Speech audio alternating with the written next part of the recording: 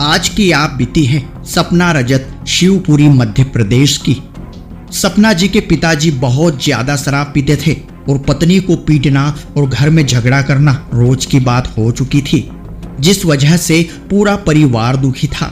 लेकिन सपना जी और उनकी माता जी ने संत रामपाल जी महाराज से नाम उपदेश ले लिया और संत रामपाल जी महाराज द्वारा प्रदान सत भक्ति करते रहे, जिस सत भक्ति ने ऐसा कमाल दिखाया कि कुछ दिनों के बाद सपना जी के पिताजी ने भी संत रामपाल जी महाराज से नाम उपदेश ले लिया और शराब का नशा छूमंतर हो गया।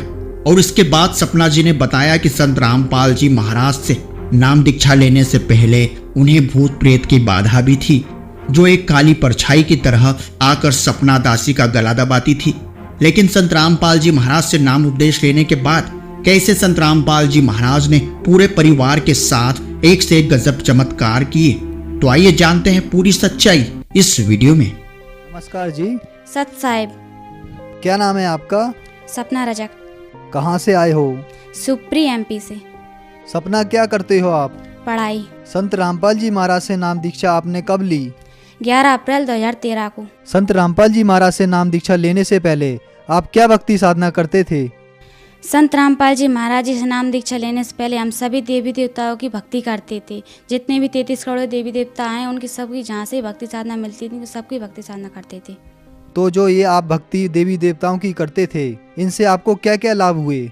जो हमने देवी देवताओं की भक्ति साधना करते थे उनसे हमको कोई लाभ नहीं हुआ, बल्कि हमको हानि होती थी। जैसे कि पहले मेरे पापा ड्रिंक करते थे, वो ड्रिंक छोड़ने का नाम ही नहीं लेते थे।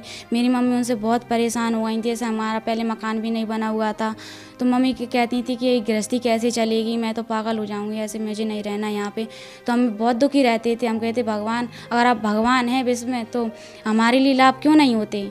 भगवान हमारे लिए ऐसा कोई भगवान तो मिले, जो पृथ्वी भगवान है तो क्यों नहीं मिलता हमारे लिए? हमको हानि क्यों होती है? नाम दीक्षा लेने से पहले मेरी दीदी पहले बहुत बीमार रहती थी। हम बोलते थे कि भगवान हम आपकी इतनी भक्ति करते। मेरी दीदी भी इतनी बीमार रहती थी कि उनको कहीं शिवपुरी ले जाना है कहीं कहीं पर, तो उनको बहुत ही ज़्यादा बीमार रहती। जब वो पढ़ती थी तो उनको आसपास के बच्चों से थोड़ी उनको टीबी की बीमारी हो गई थी।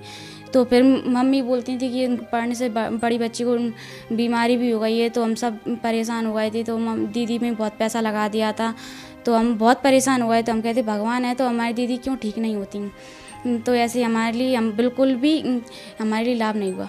जब आपने देवी देवताओं की भक्ति की, उनसे आपको कोई लाभ नहीं हुआ। आपकी बहन को टीबी की बीमारी हो गई, आपके पिताजी शराब पीते थे, तो फिर आपको संत रामपाल जी महाराज के बारे में जानकारी कहाँ से मिली? सर, हमारे पास एक जगदीश भगत जी रहते हैं। उन्होंने जब हमारे पापा जी ड्रिंक कर आए घर पर, तो मम्मी से झगड़ा करने लगे।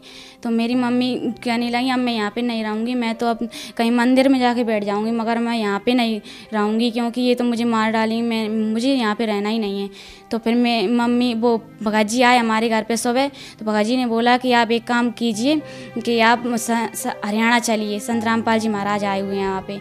तो मम्मी बोलने लगी कि हाँ मैं खुद चलूँगी। तो पापा जी बोलने लगे कि आप इन बच्चों को भी ले जाओ, मैं नहीं रखूँगा। तो मम्मी बोलने लगी कि मैं नहीं ले जाऊँगी, क्या मेरे अकेले बच्चे हैं? तो पापा बोलने लगे कि आप तो चारों को ले जाओ। तो मम्मी बोलने लगी कि ठीक है मैं ले जाती हूँ।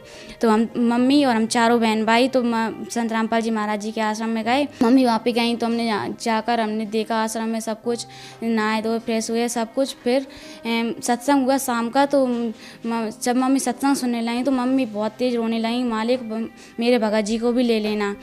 तो मेरे पापा जी ने भी जब घर पे भी सत्संग सुना था, मेरे पापा जी जब हम घर पे नहीं थे तो पापा जी ने 4-5 दिन लगातार सत्संग सुना, तो पापा जी को भी समझ आया। हम तो लौटाए नाम दीक्षा लेकर, तो पापा जी हम पर बहुत हंसते थे कि ये क्या करते हैं। हम दंडवत करते तो आरती वगैरह करते तो भी हंसते थे। तो मम्मी कहती थी हंसने दो बेटा, कभी ऐसा दिन आएगा पापा भी नाम दीक्षा ले लेंगे। फिर एक महीने बाद फिर पापा बोले कि मैं भी चलूँगा आपके साथ। यहाँ से सारे रास्ते पापा स्मोकिंग करते और ड्रिंक करके भी गए थे यहाँ से। तो जब हम बरवाला पहुँचे तो पापा जी को ऐसी अंदर से प्रेरणा हुई। पापा जी कहा ये तो बकवास चीज़ है, अब इसको नहीं करूँगा मैं आज के बाद।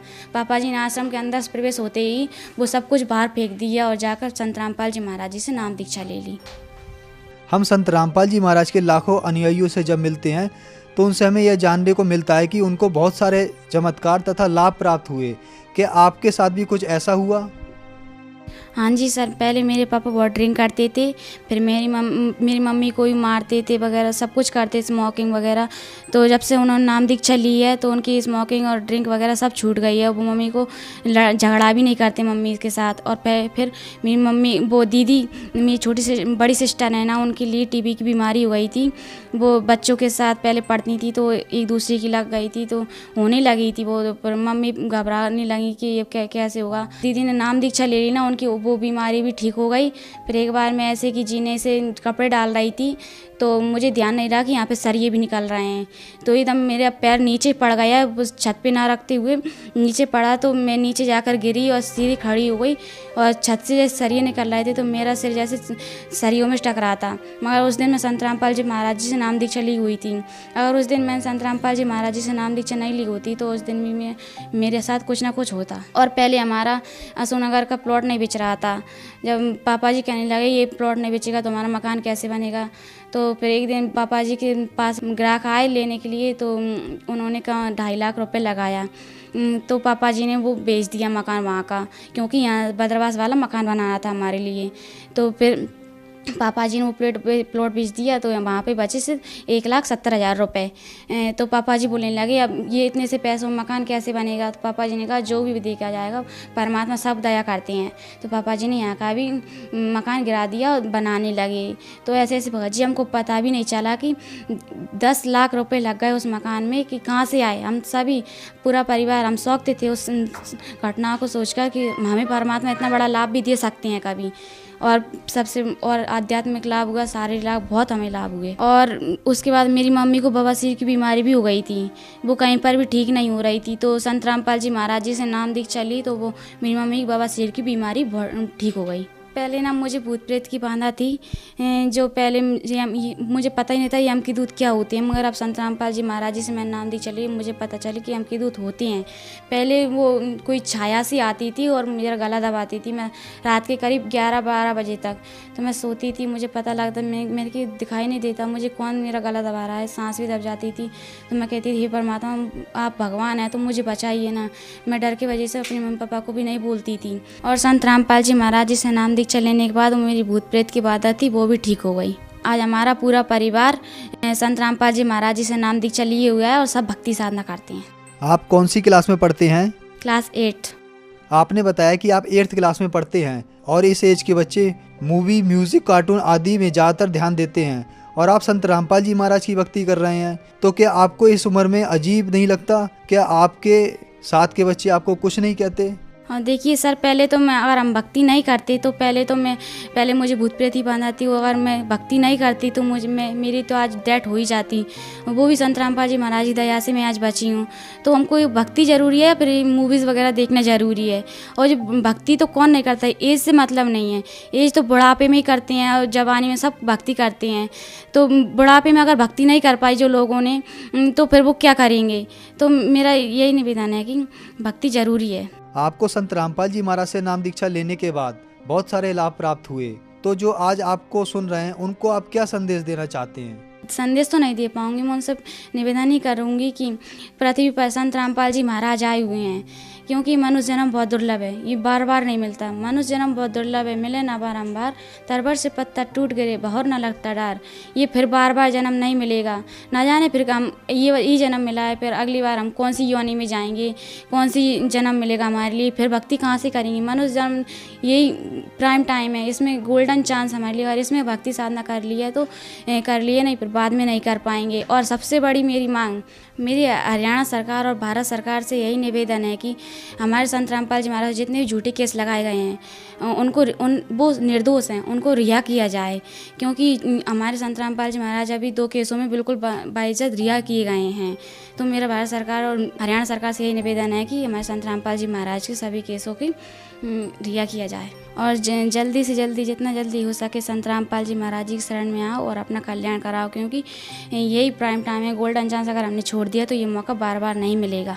संत रामपाल जी महाराज की शरण में कैसे आ सकते हैं? सर संत रामपाल जी महाराज का बहुत सारे टीवी चैनलों पर सत्संग चलता है, जैसे कि अभी साधना चैनल, ईश्वर टीवी, वृंदा और Nepal first news, Haryana news, ETC वगैरह सब पे चलता है। तो टीवी स्क्रीन पर नीचे पट्टी आती है, उस पर कुछ नंबर्स दिए रहते हैं, उन पर कॉल करके आप उनसे पूछ सकते हैं कि जो हमारे नज़दीक कौन कौन सा नामदान सेंटर है, हम वहाँ से कहाँ से नाम दीक्षा ले सकते हैं। तो वहाँ से वो आपको बताएंगे और नाम दीक्षा वहाँ से आप जाकर नाम दीक्षा ले सकती हैं। धन्यवाद। Thank you. सत्य घटना, सत्य की तहता।